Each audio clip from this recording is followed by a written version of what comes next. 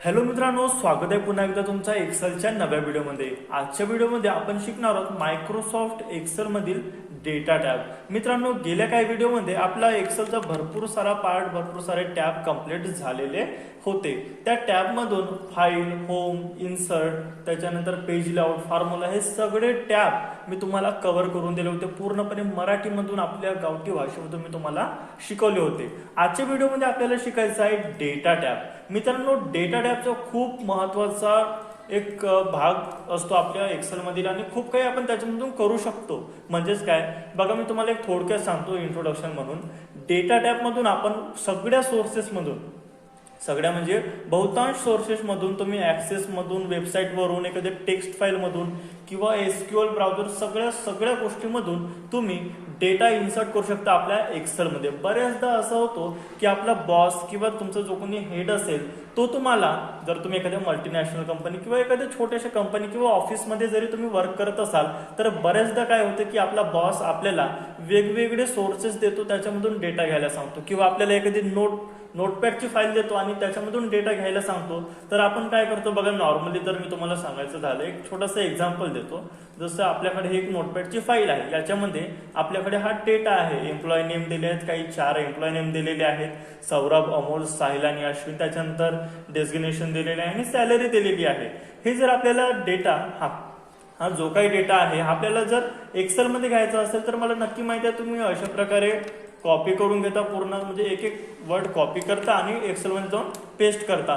But तुम्हाला तसं नाही करायचं आहे, कारण तुम्ही ठाकरे कम्प्युटर्सच्या चॅनलवरती आलेले आहात आणि ठाकरे कम्प्युटर्सचा एक्सेलचा व्हिडिओ पाहतात। बिलकुल मित्रांनो, मी तुम्हाला अगदी सोप्यातून सोपी पद्धत सांगणार आहे। बघा, जास्त वेळ न घेता सुरू करूया आजच्या व्हिडिओला।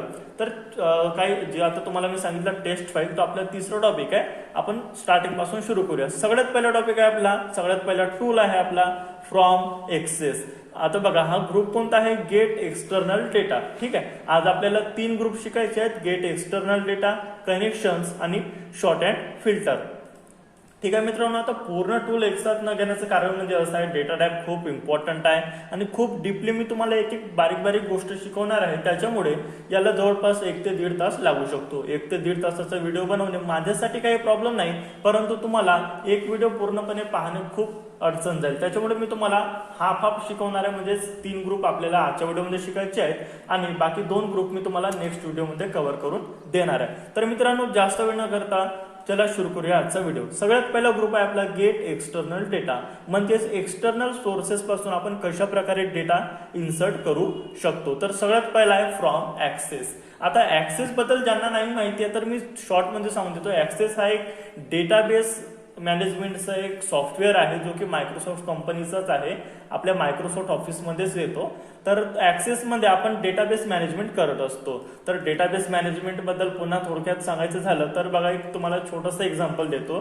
जसे आता सरकारी वेगवेगळ्या योजना निघत असतात, त्याचे आपण फॉर्म फिलअप करतो। कोणत्या पण योजना असो, मग ते पोलीस भरतीचा फॉर्म असो किंवा कोणते पण फॉर्म असो, आपण जे काही फॉर्म भरतो त्याच्यातला डेटा एखाद्या ठिकाणी जाऊन स्टोअर होतो, त्याला आपण डेटाबेस म्हणतो। ठीक आहे, सरकारचे वेगवेगळ्या योजनानुसार वेगवेगळे डेटाबेस त्यांच्या कम्प्युटरमध्ये क्रिएट झालेले असतात। तर त्या डेटाबेसमध्ये आपण भरलेला डेटा, आपण भरलेला फॉर्म त्याच्यात जाऊन फिट होतो, त्यालाच डेटाबेस म्हणतात। तर एक्सेस सुद्धा हा एक तसा सॉफ्टवेअर आहे। जस्ट एक्झाम्पल पकडा, तुम्ही एखाद्या सरकारी डिपार्टमेंटमध्ये काम करतात आणि तुमच्याकडे त्या डेटाबेसमध्ये जो काही डेटा आलेला आहे तो तुम्हाला एक्सेल वरती घ्यायचा आहे, तर तुम्ही कशा प्रकारे घेणार? सिंपली तुम्हाला फ्रॉम एक्सेस या टूलवरती क्लिक करायचं आहे। नंतर तुमची कम्प्युटरची पूर्णपणे लोकेशन ओपन होऊन जाईल। या लोकेशनवरती तुम्हाला तुमच्या फाईलचे लोकेशन धुंडायचे। जशी माझ्या फाईलची लोकेशन डेस्कटॉपवरती मी सेव्ह करून ठेवला होता, ITR स्टुडंट डेटाबेस मॅनेजमेंट, ही ऍक्सेसची फाईल बघा, ऍक्सेसचा लोगो तुम्हाला इथे दिसून येईल। तर सिंपली त्या फाईलवरती तुम्हाला क्लिक करायचं आहे, ओपन या ऑप्शनवरती क्लिक करायचं आहे। त्याच्यानंतर मायक्रोसॉफ्ट एक्सेल तुमच्या समोर एक छोटासा डायलॉग बॉक्स ओपन होईल। त्याच्यामध्ये तुम्हाला दिसेल सर्वात आधी इम्पोर्ट डेटा। आता इम्पोर्ट डेटामध्ये तुम्हाला 2 क्वेश्चन विचारले। सर्वात पहिला क्वेश्चन आहे, select how you want to view this data in your workbook. म्हणजेच तुम्ही सिलेक्ट केलेला डेटा तुम्हाला कशा प्रकारे पाहायचा आहे तुमच्या एक्सेलच्या वर्कबुक मध्ये। तर सिंपली तुम्हाला टेबलमध्ये पाहायचं आहे की पायवोट टेबलमध्ये पाहायचं आहे की पायवोट चार्टमध्ये पाहायचं आहे की ओनली क्रिएट कनेक्शन, म्हणजे फक्त तुम्हाला कनेक्शन करायचं आहे, हे तुम्हाला इथून निवडायचं आहे, तुम्हाला कोणतं पाहिजे आहे। तर सिंपली आपण टेबल घेऊया, मला सिंपल टेबलच्या स्वरूपात पाहिजे आहे। त्याच्यानंतरचं आहे where do you want to put the data, म्हणजे तुम्हाला हा डेटा कुठे पुट करायचा आहे, एक्झिस्टिंग वर्कशीट म्हणजे जे आता वर्कशीट सुरू आहे त्याच्यामध्ये की न्यू वर्कशीटमध्ये. तुम्हाला जिथे करायचे तिथे तुम्ही क्लिक करू शकता. आपण एक्झिस्टिंग वर्कशीट सिलेक्ट करूया आणि इथे जाऊन तुम्हाला त्याचा ॲड्रेस सिलेक्ट करायचा, म्हणजे तुम्हाला कुठून स्टार्ट करायचं, इथून इथून इथून तुम्ही कुठून पण करू शकता. आपण नॉर्मली A1 पासून सुरू करूया. ओके वरती तुम्हाला क्लिक करायचं आहे. याच्यामध्ये बघा काय एक एरर आला आहे, रेफरन्स इज नॉट व्हॅलिड. तर सिंपली बघा तुम्हाला अशा वेळेस काय करायचं, हे कट करून पुन्हा एकदा ट्राय करायचं याच्यामध्ये आणि ओके वरती क्लिक करायचं. आता बघा डायरेक्टली तुमचं सगळं ऍक्सेस मधला जो काही मी डेटा क्रिएट केला होता, जास्त नव्हता केला मी, तुम्हाला शिकवण्यापुरती फक्त 3 डेटा मी याच्यामध्ये टाईप केलेला होता. तर तो सगळा डेटा जो आहे आपल्या एक्सेल फाईलमध्ये आलेला आहे. मी तुम्हाला इकडे झूम करून दाखवतो बघा स्टार्टिंग पासून. त्याच्यामध्ये सगळ्यात पहिले काय आहे, register number, student full name, mother name, address, Aadhaar card number, असा वेगवेगळा डेटा जे काही मी डेटाबेसमध्ये घेतला होता तो सगळा डेटा आपला एक्सेलमध्ये आलेला आहे. आय होप तुम्हाला नक्कीच समजलं असेल. डेटा टॅबमधून फ्रॉम एक्सेसचा वापर करून आपण एक्सेसमधील सगळं डेटा कशा प्रकारे आपण एक्सेलमध्ये कन्वर्ट करू शकतो, एक्सेलमध्ये इन्सर्ट करू शकतो, इम्पोर्ट करू शकतो. त्याच्यानंतरचा टॉपिक आहे मित्रांनो फ्रॉम वेब. फ्रॉम वेब तुम्हाला नावावरून लक्षात आलंच असेल. फ्रॉम वेब म्हणजे आहे फ्रॉम वेबसाईट, म्हणजेच वेबसाईटवरून आपण कशा प्रकारे डेटा घेऊ शकतो. त्याच्यासाठी आपल्याला एखादी वेबसाईट ओपन करायची. जस्ट मी सिंपली एक आता गुगल क्रोम मी ओपन करतोय आणि गुगल क्रोम मधून आपण एखादी वेबसाईट ओपन करूया. ठीक आहे, सिंपली मी गुगल क्रोमला ओपन केलं, मॅक्झिमाइज केलं. याच्यामध्ये आपण जसं इंडिया पॉप्युलेशन, ठीक आहे, इंडिया बघा पॉप्युलेशन मी आधी सर्च केलं होतं म्हणून डायरेक्ट सजेशन मध्ये आला. इंडियाची पॉप्युलेशन तुमच्या ओळखीचा भाग घेतोय, एक ओळखीचा पार्ट घेतोय, ओळखीची वेबसाईट घेतो जेणेकरून तुम्हाला आसानी लवकर समजून येईल सोप्या भाषेमध्ये. ठीक आहे, तर बघा इंडिया पॉप्युलेशन नावाची वेबसाईट मी ओपन केली आहे. आता लोडिंग घेत आहे, त्याच्यामुळे कारण असं आहे की मी माझ्या मोबाईलचा नेट दिलेला आहे, त्याच्यामुळे थोडं स्लो चालत आहे. ठीक आहे, आता बघा आपल्याकडे इंडिया पॉप्युलेशन नावाची वेबसाईट ओपन झाली आहे. त्याच्यामध्ये इंडियाचे पूर्ण पॉप्युलेशन, थोडक्यामध्ये हिस्ट्री, फॉरकास्ट वगैरे सगळंच्या सगळं ओपन झालेलं आहे. नंतर मेन सिटी जे आपल्या इंडियामध्ये सगळ्यात महत्वाची सिटी आहेत, म्हणजे मुंबई, दिल्ली, बेंगलोर, कोलकाता, चेन्नई, अहमदाबाद वगैरे, हैदराबाद, पुणे असे जे मोठे मोठे सिटी आहेत त्यांची पॉप्युलेशन सुद्धा इथं काय दिलेली आहे. तर हे सगळं डेटा जो आपला वेबसाईटवरती आहे तो सगळं डेटा कशा प्रकारे आपण एक्सेलमध्ये घेऊ शकतो हे आता आपल्याला शिकायचं आहे. त्यासाठी सिंपली बघा तुम्हाला काय करायचं आहे, सगळ्यात पहिले तर या वेबसाईटचा जो ऍड्रेस आहे, जो URL आहे तो तुम्हाला Ctrl+C ने कॉपी करून घ्यायचा आहे. त्यासाठी पहिला सिलेक्ट करा, नाहीतर बिना सिलेक्ट करता कॉपी होणार नाही. तर सिंपली तुम्हाला त्याला सिलेक्ट करून घ्यायचं आहे, Ctrl+C ने कॉपी करून घ्यायचं आहे. याला मिनिमाइज करून घेऊ आपण. आपली एक्सेलची जे फाईल आहे त्याला आपण ओपन केलं परत एकदा. आता तुम्हाला डेटा टॅबवरती क्लिक करून फ्रॉम वेब या ऑप्शनवरती क्लिक करायचं आहे. फ्रॉम वेब या ऑप्शनवरती क्लिक केल्यानंतर तुमच्या समोर इथं ऍड्रेस नावाचा एक टूल तुम्हाला इथं टाईप करण्यासाठी दिसून येईल. त्याच्या आधी तुम्हाला स्क्रिप्ट एरर नावाचा एक एरर येईल. सिंपल तुम्ही त्याला यस करत नाही, जेवढ्या वेळ तो येईल तेवढ्या वेळ तुम्हाला यस करायचं आहे. त्याच्याने काहीच प्रॉब्लेम पडत नाही, फक्त यस करायचं आहे तुम्हाला. नंतर जो इथं ऍड्रेस दिला आहे बाय डिफॉल्ट त्याला कट करून तुम्ही कॉपी केलेला जो ऍड्रेस आहे तो तुम्हाला इथं पेस्ट करायचा आहे. पेस्ट केल्यानंतर सिंपली तुम्हाला गो वरती क्लिक करायचं आहे. गो वरती क्लिक केल्यानंतर थोडंफार लोड होणार. खाली तुम्हाला इकडे ब्ल्यू लाईन दिसतं, इथं इम्पोर्टचं ऑप्शन सध्या ब्लँक आहे, याला यस करून घ्यायचं आहे. इम्पोर्टचं ऑप्शन सुद्धा ब्लँक आहे कारण तो सगळं एक एक इम्पोर्ट करतोय. बघा वर्ल्ड मीटर ही आपली वेबसाईट ओपन झालेली आहे. हळूहळू सगळ्या जे फाईल्स होते त्या वेबसाईटमध्ये ते सगळे फाईल लोड होत चाललेले आहेत. नंतर बघा इम्पोर्टचं ऑप्शन तुम्हाला इथं दिसतोय. इम्पोर्ट वरती तुम्हाला क्लिक करायचं आहे. इम्पोर्ट वरती क्लिक केल्यानंतर आपला मायक्रोसॉफ्ट एक्सेल थोडा लोड घेणार कारण आपण पूर्णच्या पूर्ण वेबसाईट मध्ये सगळं डेटा आपण इथं घेतो. त्याच्यानंतर तुम्हाला इथं डाउनलोडिंगचं ऑप्शन दिसेल. डाउनलोडिंग झाल्यानंतर तुम्हाला कनेक्टिंग वगैरे थोडंफार ते लोड घेणार, एकदम प्रोसेस होणार. त्याच्यानंतर तुम्हाला विचारणार इम्पोर्ट डेटा एक्झिस्टिंग वर्कशीट मध्ये तुम्हाला सिलेक्ट करायचं आहे कुठून तुम्हाला डेटा सुरू करायचा आहे. तर मला A7 पासून सुरू करायचं आहे म्हणून मी इथं क्लिक केलं. तुम्ही कुठून पण करू शकता.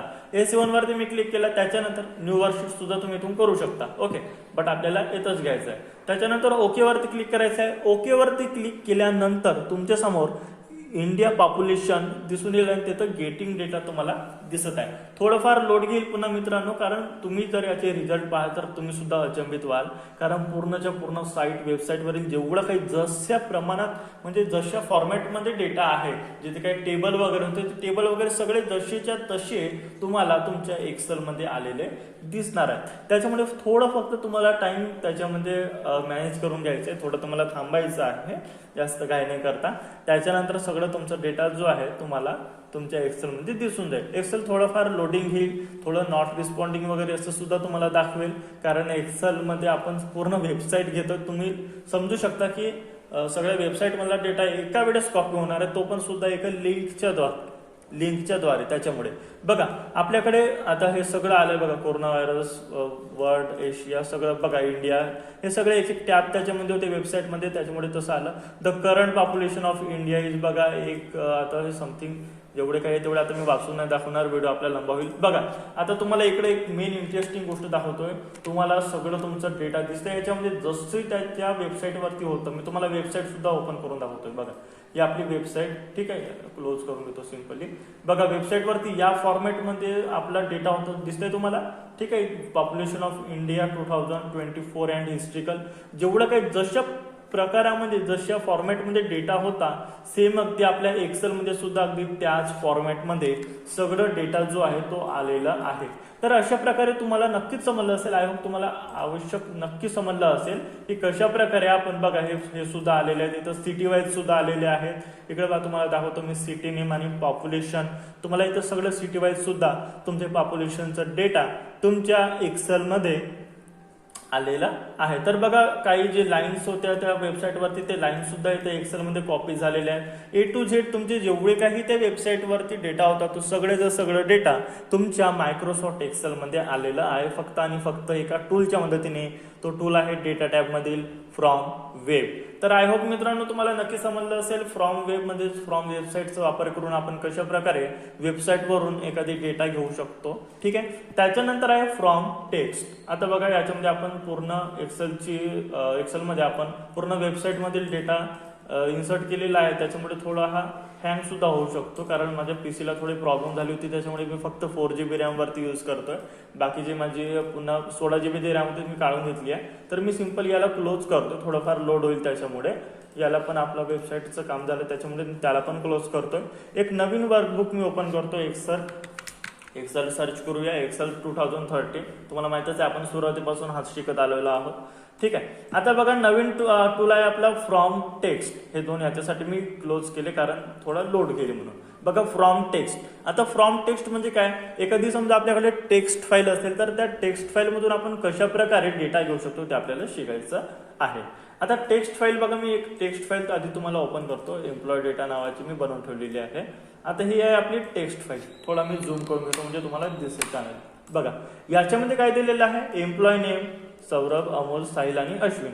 त्याच्यानंतर डेसिग्नेशन दिलंय. तुम्ही जर इथं एक उभी लाईन जर कन्सिडर कराल तर तुम्हाला लक्षात येईल की एम्प्लॉय नेम, डेसिग्नेशन आणि सॅलरी ह्या 3 हेडर आहेत आणि त्याच्या खाली हे सगळं डेटा मी टाईप केलेला आहे. आता हा जो डेटा आहे हा कशा प्रकारे सेपरेट केलेला आहे, तर हा आहे CSV फॉर्मॅटमध्ये. CSV म्हणजे काय बघा, तुम्हाला एक शॉर्ट फॉर्म तुम्ही लिहून घ्या, म्हणजे नोट डाऊन करून घ्या, तुम्हाला लक्षात राहील जेणेकरून. CSV म्हणजे काय होतं बघा, CSV म्हणजे comma separated form, sorry CSF, ठीक आहे, कॉमा सेपरेटेड फॉर्म, CSV नाही sorry, comma separated form CSF, ठीक आहे. बघा हा जो डेटा आहे तो कशा प्रकारे सेपरेट केला आहे, कॉमाच्या साहाय्याने सेपरेट केलेला आहे, कॉमा सेपरेटेड. बघा याला म्हणतात कॉमा सेपरेटेड फॉर्म. हा जो तुमचा कॉमा दिला आहे ना याच्यामध्ये, तर या कॉमाच्या माध्यमाने तो डेटा काय झालेला आहे, आपण स्प्लिट केलेला आहे, सेपरेट केलेला आहे, म्हणून त्याला CSF म्हणजेच कॉमा सेपरेटेड फॉर्म असे म्हणतात, ठीक आहे.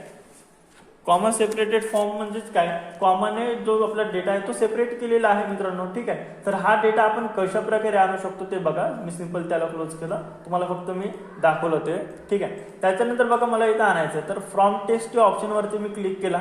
फ्रॉम टेक्स्ट या ऑप्शनवरती क्लिक केल्यानंतर तुमच्या कम्प्युटरची लोकेशन ओपन होईल. त्या लोकेशनमधून तुम्हाला निवडायचं आहे कुठे आहे, तर मी डेस्कटॉपवरती ठेवला होता म्हणून डेस्कटॉपवरती क्लिक केला.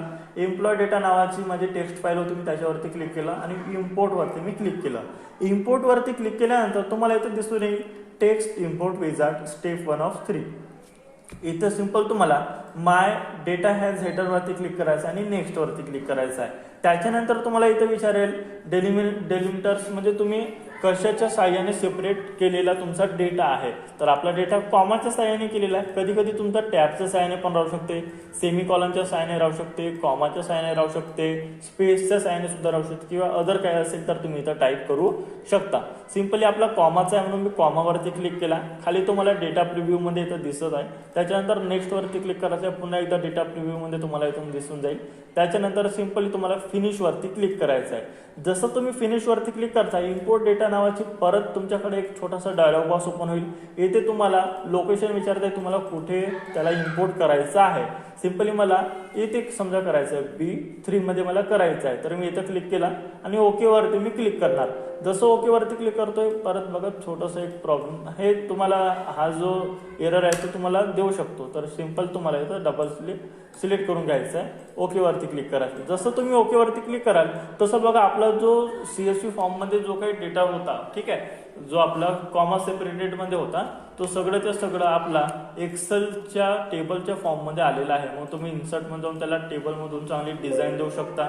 ठीक आहे मित्रांनो, बघा चांगली डिझाईन मी दिलेली आहे. त्याच्यानंतर याचा कलर वगैरे चेंज कसं करायचं मी तुम्हाला मागच्या व्हिडिओमध्ये सगळं काही शिकवलेलं आहे. तो व्हिडिओ जर तुम्ही नाही बघितली असतील, मागची पूर्ण एक्सेलची सिरीज आपल्या चॅनलवरती अपलोडेड आहे, ती तुम्ही नक्की बघू शकता आणि बघा मित्रांनो, कारण त्याच्यामध्ये मी तुम्हाला file, home, insert, page lot, formula सगळं A to Z step by step 1 by 1 सगळं शिकवलेलं आहे. असं मित्रांनो बघा, तर अशा प्रकारे आपण कोणताही जो आपला कॉमा सेपरेटेड फॉर्म मध्ये डेटा आहे तो सगळं डेटा आपण इन्सर्ट करू शकतो आपल्या एक्सेल मध्ये एका क्लिक करून, फक्त आणि फक्त डेटा टॅब मधील फ्रॉम टेक्स्ट या ऑप्शन वरून. ठीक आहे, त्याच्यानंतरचं आहे फ्रॉम अदर सोर्सेस. मी तुम्हाला मगाशीच सांगितलं फ्रॉम अदर सोर्सेस म्हणजे काय. इथं वेगळे सोर्सेस आहेत आपल्याकडे, जसं from SQL server, from analysis service, from Windows, Azure, marketplace, असे खूप सारे वेगवेगळे सोर्सेस आहेत जिथून आपण डेटा घेऊ शकतो. तुम्हाला जो कोणता उपयोग पडत असेल, जिथून कुठून तुम्हाला घ्यायचं असेल तुम्ही इथून घेऊ शकता. नॉर्मली मित्रांनो या 3 सोर्सेस मधून जास्त प्रकारे आपण डेटा घेत असतो, ऍक्सेस मधून, वेबसाईटवरून आणि टेक्स्ट फाईल मधून. तर हे जे 3 आहेत, 3 जे टूल आहेत ते तुम्हाला वरती दिसत आहे आणि बाकी सगळे जे आहेत ते तुम्हाला इथं अदर मध्ये दिसून येतील. तुम्हाला जिथून कुठून डेटा घ्यायचा आहे तो तुम्ही घेऊ शकता. त्याच्यानंतर आहे एक्झिस्टिंग कनेक्शन. आता एक्झिस्टिंग कनेक्शन म्हणजे काय, आतापर्यंत आपण जेवढे काही कनेक्शन केले आहेत ते तुम्हाला याच्यामध्ये दिसून येतील. आता सध्या तुम्हाला याच्यामध्ये का बरं नाही दिसत आहे, आपण तर केले होते बघा, केले होते पण आपण त्या दुसऱ्या फाईलमध्ये केले होते, ते आपण क्लोज केलं होतं. आता मी नवीन शीट ओपन केली होती, नवीन वर्कबुक ओपन केला होता आपण, त्याच्यामुळे इथे तुम्हाला कनेक्शन नाही दिसत आहे. जर सिंपली बघा आपण एकदा ट्राय करून बघू, फ्रॉम एक्सेस मधून आपण एखादी डेटा घेऊ, मग तुम्हाला समजून येईल. ठीक आहे, जसं मी डेटा घेतला याच्यामध्ये ओके केलं, बघा डेटा आला. आता जर मी डेटा टॅब मध्ये क्लिक करून एक्झिस्टिंग कनेक्शन वरती क्लिक करेन तर बघा इथं तुम्हाला दिसून येईल connection in this workbook ITS student database management नावाची जी फाईल होती ती मी याच्यामध्ये कनेक्ट केली होती. ठीक आहे, असं तुम्हाला याच्यामध्ये दिसून येईल. जेवढे काही तुम्ही कनेक्शन कराल ते तुम्हाला एक्झिस्टिंग कनेक्शन मध्ये दिसून येतील. त्याच्यानंतर आहे रिफ्रेश ऑल. रिफ्रेश ऑलच्या आधी कनेक्शन बघून घ्या, याच्यामध्ये सुद्धा तुम्हाला तेच दिसून येईल जे तुम्हाला एक्झिस्टिंग कनेक्शन मध्ये दिसते की आतापर्यंत आपण कोणते कोणते कनेक्शन केले आहेत. मग त्याला तुम्ही पुन्हा ऍड करू शकता, रिमूव्ह करू शकता, प्रॉपर्टीज वगैरे त्याची चेक करू शकता. बघा त्याच्यानंतरच आहे प्रॉपर्टीज. रिफ्रेश ऑल तुम्हाला मी आता सांगतो, बघा आधी प्रॉपर्टीज बघून घ्या. प्रॉपर्टीज मधून तुम्ही काय सिलेक्ट करू शकता, काय तुम्ही सेटिंग करू शकता. इथे तुम्हाला कनेक्शन प्रॉपर्टीज वरती क्लिक करायची आहे.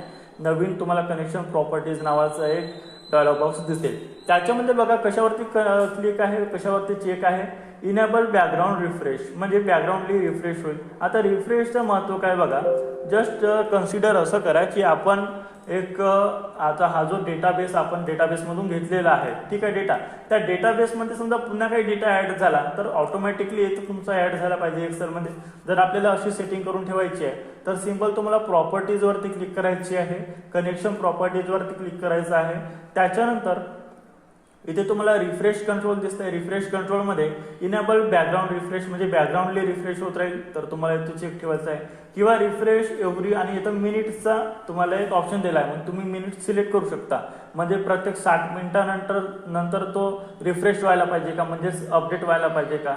त्याच्यानंतर refresh data opening the file, जेव्हा तुम्ही एक्सेल फाईल ओपन कराल तेव्हा तुमचा डेटा रिफ्रेश व्हायला पाहिजे का, म्हणजेच अपडेट व्हायला पाहिजे का. किंवा त्याच्यानंतर रिमूव्ह डेटा वगैरे इथं ऑप्शन आहे. त्याच्यानंतर refresh this connection on refresh all, म्हणजे जेव्हा तुम्ही रिफ्रेश ऑलवरती क्लिक कराल, इथे जेव्हा तुम्ही क्लिक कराल तेव्हाच रिफ्रेश व्हायला पाहिजे का, तेव्हाच अपडेट व्हायला पाहिजे का, तर तुम्ही इथे क्लिक करू शकता. तर अशी हे सेटिंग आहे मित्रांनो, तुम्हाला जे इथून बेस्ट वाटते ते तुम्ही करू शकता आणि सिंपली तुम्हाला त्याच्यावरती ओकेवर क्लिक करून घ्यायचं आहे. ठीक आहे, तर अशा प्रकारे प्रॉपर्टीजमधून तुम्ही त्याची प्रॉपर्टी चेंज करू शकता. रिफ्रेश ऑलचं महत्त्व तुम्हाला समजलं असेल, जेव्हा आपण प्रॉपर्टीजमधून सेटिंग करतो तेव्हाच तो रिफ्रेश ऑलचा महत्त्व म्हणजे असतो. ठीक आहे, तर रिफ्रेश ऑलवरती क्लिक केल्यानंतर तुमची जे हे फाईल आहे ते अपडेट होऊन जाणार. आता सध्या आपण तेवढं बघू नाही डीपली, पण तुमच्या नक्कीच लक्षात आलं असेल, मी तुम्हाला सोप्या भाषेमध्ये सांगत आहे. त्याच्यानंतर एडिट लिंक हा महत्त्वाचा टॉपिक नाही. नंतर आहे आपला शॉर्ट अँड फिल्टर. आता आपल्याला शिकायचं आहे शॉर्ट अँड फिल्टर, शेवटचा टॉपिक आहे. सध्या मी हे जे फाईल आहे मी क्लोज करतो. आता क्लोज याच्यासाठी करतो मित्रांनो, एक्सेलमध्ये खूप सारे वेगळे टूल आहे. ते वेगळे टूल शिकण्यासाठी आपल्याकडे वेगवेगळ्या प्रकारचा डेटा सुद्धा पाहिजे आहे. जसं तुम्हाला आता फ्रॉम ॲक्सेस पासून कसं डेटा घ्यायचं ते शिकवायचं होतं, तर मी ॲक्सेसचा डेटा बनवला. त्याच्यानंतर तुम्हाला टेक्स्ट फाईलमधून कसं घ्यायचं ते शिकवायचं होतं, तर मी टेक्स्ट फाईलमध्ये बनवला. सेम त्या प्रकारे शॉर्ट अँड फिल्टरसाठी मी वेगळा डेटा बनवून ठेवलेला आहे, त्याच्यामुळे आपण त्या डेटावरती वर्क करूया. सिंपल मी ते फाईल ओपन केली, एक्सेल 11 नावाची मी फाईल बनवून ठेवली होती, त्याच्यावरती आपल्याला शिकायचं आहे. आता बघा डेटा टॅबमध्ये आपल्याला शिकायचं आहे शॉर्ट अँड फिल्टर. आपला गेट एक्सटर्नल डेटा आणि कनेक्शन हे 2 ग्रुप कंप्लीट झालेले आहे. त्याच्यानंतर बघा शॉर्ट अँड फिल्टर. आता इथं मी काय डेटा टाईप केला आहे 1 पासून 9 पर्यंत, आपण 10 पर्यंत करून घेऊ म्हणजे राऊंड फिगर होऊन जाईल. तर ठीक आहे, 10 पर्यंत मी काही डेटा टाईप केला आहे, काही नंबर्स टाईप केलेले आहेत. 1 पासून सिरियल लाईन 10 पर्यंत टाईप केलेले आहे. आता हे कोणत्या फॉर्ममध्ये आहे, स्मॉलेस्ट टू लार्जेस्ट. ठीक आहे, ज्याला आपण A to Z पण म्हणतो. इथं तुम्हाला दिसतंय A to Z, तिथं खाली तुम्हाला दिसेल लोवेस्ट टू हायेस्ट किंवा स्मॉलेस्ट टू हायेस्ट आपण त्याला म्हणतो. तर बघा हे 1 पासून 10 पर्यंत म्हणजे उतरत्या क्रमापासून चढत्या क्रमापर्यंत, ज्याला आपण मराठीमध्ये म्हणतो. ठीक आहे, म्हणजे लहानापासून मोठ्यापर्यंत आपल्या सोप्या भाषेमध्ये.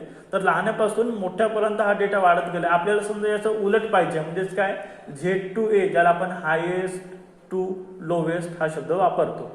ठीक आहे, किंवा Z to A सुद्धा त्याला आपण एक्सेलमध्ये वापरतो. जर तुम्ही ऑप्शनवरती क्लिक कराल तर तुमच्या लक्षात येईल की आपला जो डेटा आहे तो हायेस्ट टू लोवेस्ट झालेला आहे. म्हणजे 10 पासून 1 पर्यंत 10, 9, 8, 7, 6, 5, 4, 3, 2, 1 अशा प्रकारे झाला आहे. तर अशा प्रकारे तुम्हाला डेटा कशा प्रकारे तिथं शॉर्ट करायचे ते तुम्ही इथून बघू शकता. त्याच्यानंतर आहे शॉर्ट हा ऑप्शन. आता शॉर्ट या ऑप्शनसाठी मी एक छोटासा डेटा इथे बनवलेला आहे, ज्याच्यामध्ये काही स्टुडंटचे नावे आहेत आणि काही 3 सब्जेक्टमधले त्यांना मिळालेले मार्क्स आहेत. तर त्याच्यावरती आपण वर्क करूया. बघा शॉर्ट शिकण्यासाठी बघा आता थोडं हा डेटा समजून घ्या तुम्ही. याच्यामध्ये मी काय केलेलं आहे, तुम्हाला सांगितलं स्टुडंट नेम टाईप केलं आणि त्यांना मिळालेले मार्क टाईप केलेले आहेत. समजा मला असं वाटतं की जे रेड कलरमध्ये जेवढे काही नावं लिहिली आहेत ते ऑटोमॅटिकली वरती यायला पाहिजे, तर ते आपण शॉर्टमध्ये करू शकतो. किंवा ज्याचं बॅकग्राऊंड ग्रीन आहे ते खाली यायला पाहिजे, ते आपण शॉर्टमधून करू शकतो. बघा कशा प्रकारे करायचं. सिंपल तुम्हाला डेटा सिलेक्ट करायचा आहे, शॉर्टवरती क्लिक करायचं आहे. शॉर्टचं तुमच्या समोर एक डायलॉग बॉक्स ओपन होईल. त्या डायलॉग बॉक्समध्ये तुम्हाला थोडी सेटिंग करायची. शॉर्ट बाय मध्ये तुम्हाला निवडायचं आहे. आता तुम्हाला कशामधून शॉर्ट करायचं, स्टुडंट नेम वरून करायचं आहे की मराठी इंग्लिश हिंदी याच्यामधून काय करायचं आहे, मला स्टुडंट नेम वरून करायचं आहे. त्याच्यानंतर व्हॅल्यूज कशाच्या बेसवर तुम्हाला करायचं आहे. सेलचा कलर म्हणजे जो त्याचा बॅकग्राऊंड कलर आहे, जसं याचा बॅकग्राऊंड कलर काय आहे, राईट, याचा बॅकग्राऊंड कलर आहे ग्रीन. तर ग्रीन कलरवरून तुम्हाला करायचं आहे की ग्रे कलरवरून करायचं आहे. जर तुम्हाला बॅकग्राऊंड कलरवरून करायचं असेल तर तुम्ही सेल कलरवरती सिलेक्ट करा. किंवा जर तुम्हाला फॉन्ट कलरवरून करायचं असेल तर फॉन्ट कलरवरती क्लिक करा. किंवा जर तुम्ही आयकॉन दिला असेल त्याला कंडिशनल फॉर्मॅटिंग मधून तर तुम्ही सेल आयकॉनवरती क्लिक करा. ठीक आहे, तुम्हाला जे वाटते ते तुम्ही इथून व्हॅल्यू सिलेक्ट करू शकता. सध्या आपण सेल कलरवरती करूया. त्याच्यानंतर आता ऑर्डरमध्ये बघा इथे तुम्हाला काय दिसते, तुम्हाला कोणता कलर ऑन टॉपला पाहिजे आहे. तर मला असं वाटतं की ग्रे कलर जो आहे तो ऑन टॉप म्हणजे वरती पाहिजे ग्रे कलर. तर ऑन टॉप बघा इथून सुद्धा तुम्ही सेटिंग करू शकता, ऑन टॉप की ऑन बॉटम, म्हणजे तुम्हाला वरती पाहिजे आहे की खाली पाहिजे आहे. मला सध्या वरती पाहिजे म्हणून मी ऑन टॉप वरती क्लिक करतो आणि ओके वरती क्लिक करतो. जसं मी ओके वरती क्लिक केला तसं काय झालं, ग्रे कलरचा जो काही डेटा होता तो ऑन टॉप म्हणजे वरती केलेला आहे. आता इथे न जाण्याचं कारण म्हणजे हा आपला हेडर आहे म्हणून तो इथं जाणार नाही. तर बघा अशा प्रकारे आपण कोणत्याही डेटा वरती खाली करू शकतो. परत एकदा बघा, आता आपण ट्राय करूया की सेल कलर आहे, आपण इथून टाईप करू फॉन्ट कलर. ठीक आहे, फॉन्ट कलर आणि इथून निवडू आपण साहिल, किंवा आपण बघा परत एकदा सिलेक्ट करू त्याला आणि शॉर्टमध्ये जाऊन इथून शॉर्ट बायमधून घेऊ स्टुडंट नेम आणि इथून आपण सिलेक्ट करू फॉन्ट कलर. आता फॉन्ट कलर म्हणजे दोन कलर आहेत आपल्याकडे बघा, एक मी ब्लॅक दिला आहे आणि एक कोणता आहे आपला रेड आहे. आता ऑटोमॅटिक हा जो कलर असतो बघा, कोणताही डेटा ज्यावेळेस तुम्ही कुठे पण टाईप करता, एक्सेलमध्येच नाही वर्डमध्ये असो किंवा कुठे पण असो, जेव्हा आपण टाईप करतो तेव्हा तो ब्लॅक कलर म्हणजे असतो, ब्लॅक कलर म्हणजेच ऑटोमॅटिक कलर. ठीक आहे, आणि दुसरा कलर कोणता आहे रेड. आता मला असं वाटतं की रेड कलरचा जो डेटा आहे तो वरती यायला पाहिजे टॉपला, म्हणून मी त्याला ओके वरती क्लिक केला. आता काय झालं, रेड कलरचा जो काही डेटा होता, एक रो होती, ते काय झाली वरतीच्या लाईनमध्ये गेलेली आहे. तर आय होप तुम्हाला नक्कीच समजलं असेल शॉर्टचा उपयोग कशा प्रकारे करायचा आहे. तर त्याच्यानंतर आहे फिल्टर. आता फिल्टर सिंपली आहे मित्रांनो, सिलेक्ट करायचं, फिल्टरवरती क्लिक करायचं. तुमच्या समोर बघा इथं फिल्टर लागलेलं दिसेल. फिल्टरचा उपयोग काय होतो, जर तुम्ही इथे क्लिक केले तर तुम्हाला इथं सगळे दिसून येतील. काय, अमोल, अनिकेत, त्याच्यानंतर अश्विन, साहिल, सौरभ. तुम्हाला इथून कोणाचा डेटा बघायचा आहे ते तुम्ही इथून क्लिक करू शकता. आता सर्वांवरती चेक बॉक्सवरती राईट आहे म्हणून सर्वांचा डेटा दिसतोय. समजा मी अश्विन साहिलचा जर डेटावरती मी अनचेक केलं आणि ओकेवरती क्लिक केलं तर अश्विन आणि साहिलचा जो डेटा आहे तो तुम्हाला दिसणार नाही. अशाच प्रकारे जर तुम्ही सगळ्यांचं क्लिक ठेवलं आणि फक्त जर अनिकेत आणि अमोलचं काढून टाकलं तर तुम्हाला त्यांचा डेटा दिसणार नाही. बघा, अनिकेत आणि अमोलचा डेटा हाईट झालेला आहे. तर अशा प्रकारे तुम्ही फिल्टरचा वापर करू शकता. आता सेम त्याच प्रकारे बघा, हा झाला नॉर्मल फिल्टर आपला, बट त्याच्यासमोर तुम्हाला अडव्हान्स फिल्टर सुद्धा दिसत आहे. त्याच्या आधी बघा क्लिअर आणि रिअप्लाय. तर डेटा आपला जो फिल्टर अप्लाय करतो आपण त्याला क्लिअर सुद्धा करू शकतो इथून आणि रिअप्लाय सुद्धा करू शकतो. त्याच्यानंतर बघा अडव्हान्स फिल्टर. आता अडव्हान्स फिल्टरचा वापर करण्यासाठी मी तुम्हाला एक स्पेशली डेटा मी बनवून ठेवला आहे, त्याच्यामुळे मी या वर्कबुकला क्लोज केला आणि आता एक दुसरा डेटा मी ओपन करतोय. बघा आता याच्यामध्ये काय दिलं, मी थोडं झूम करून घेतो, तुम्हाला चांगल्या प्रकारे दिसून येईल. आता बघा, जसा हा आपला डेटा आहे, आता या डेटावरती मला अडव्हान्स फिल्टर लावायचं आहे. तर अडव्हान्स फिल्टर कशा प्रकारे वर्क करते बघा, याच्यामध्ये सिंपल तुम्हाला काय करायचं आहे, डेटा टॅबवरती क्लिक करायचं आहे, अडव्हान्सवरती क्लिक करायचं आहे. त्याच्या आधी बघा, तुम्हाला ज्या ठिकाणाहून फिल्टर लावायचं म्हणजे ज्याच्या बेसवर फिल्टर लावायचं आहे, जसं मला सिटी किंवा हॉबीच्या बेसवरती फिल्टर लावायचं आहे, तर मी काय करणार, जसं मला हॉबीच्या बेसवरती लावायचं म्हणून मी काय करणार, हॉबीला कॉपी करून इकडे मी पेस्ट करून घेणार. ठीक आहे, पेस्ट केलं. त्याच्यानंतर तुम्हाला कोणत्या हॉबीचे लोक पाहिजे, म्हणजे आता हे जसे आता माझ्या फ्रेंड्सचे काही नावे आहेत, राहुल, ऋतिक, अमोल, साहिल, etc. ठीक आहे, तर मला असं वाटतं की सिंगिंग ज्यांची हॉबी आहे त्यांची लिस्ट मला इथं शो व्हायला पाहिजे. तर मी काय करणार, सिंगिंगला कॉपी करणार आणि इथं पेस्ट करून घेणार. ओके, एवढं आलं लक्षामध्ये.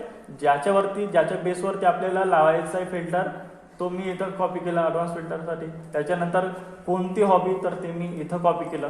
आता काय करायचं, सिंपली तुम्हाला, मला काय पाहिजे, सिंगिंगचे जेवढे काही म्हणजे जेवढे काही माझे मित्र आहेत त्यांचे सगळं डेटा मला इथं शो व्हायला पाहिजे. तर मी काय करणार, सिंपली ॲडव्हान्स फिल्टरवरती क्लिक करायचं. ॲडव्हान्स फिल्टरवरती क्लिक केल्यानंतर इथे बघा तुम्हाला ॲक्शनमध्ये 2 ऑप्शन दिसत आहे. आता 2 ऑप्शन कोणते आहे, filter the list in place, म्हणजे तुम्हाला याच्यामध्येच फिल्टर करायचं आहे का, किंवा दुसरा काय ऑप्शन आहे, कॉपी टू अनदर लोकेशन, किंवा दुसरीकडे कॉपी करायचं आहे का. मी तुम्हाला काय सांगितलं, मला इथे पाहिजे, तर मी काय करणार बघा, ॲडव्हान्सवरती जाणार आणि कॉपीवरती क्लिक करणार. आता लिस्ट रेंज, आपली लिस्ट कोणती आहे, आपली लिस्ट आहे ही, याच्यामधून सिलेक्ट करणार आहोत आपण, म्हणजे ही आपली लिस्ट झाली, लिस्ट रेंज झाली. ठीक आहे, लिस्ट रेंजवरती मी क्लिक केलं. नंतर आहे क्रायटेरिया रेंज, आपण क्रायटेरिया कशावरती देतो, कंडिशन कशावरती देतो, तर इथं मी क्लिक करणार आणि याच्यावरती मी कंडिशन देतोय. ठीक आहे, हा टेबल सिलेक्ट करण्यामध्ये थोडी गलती झाली आहे, परत एकदा सिलेक्ट करून घ्या. ठीक आहे, सिलेक्ट केला आपण. त्याच्यानंतर आहे कॉपी टू, कुठे कॉपी व्हायला पाहिजे, तर इथे कॉपी व्हायला पाहिजे, म्हणून मी इथे क्लिक केलं आणि ओके वरती क्लिक केलं. जसं मी ओके वरती क्लिक केलं तसं काय झालं, सिंगिंग ज्याची हॉबी होती त्याची पूर्णपणे लिस्ट जी आहे, म्हणजे तो कोणत्या सिटीचा आहे आणि त्याचं नाव इथे तुम्हाला शो होत आहे. तर बघा, अशा प्रकारे तुम्ही ॲडव्हान्स फिल्टरचा वापर करू शकता. परत एकदा मी तुम्हाला सांगतो, याला आपण सिंगिंगला कट करू आणि कम्प्युटरला कॉपी करून याच्यामध्ये पेस्ट करू. आता मला असं वाटतं की कम्प्युटर ज्यांची हॉबी आहे, ज्यांची कम्प्युटर हॉबी आहे, त्यांचं डेटा मला इथं शो व्हायला पाहिजे. आता मी काय करणार, सिंपली ॲडव्हान्स फिल्टरवरती तुम्हाला क्लिक करायचं आहे. आधीच्या ज्या व्हॅल्यू आहेत त्यांना आधी तुम्हाला कट करून घ्यायचे, पूर्णपणे असं बॅकस्पेसने कट करून घ्यायचं. ठीक आहे, इथे आपण क्लिक केलं, याला सुद्धा आपण कट करून घेऊ. लिस्ट रेंज नक्की तुमच्या लक्षात आलं, आपण लिस्ट रेंज हे सिलेक्ट केली.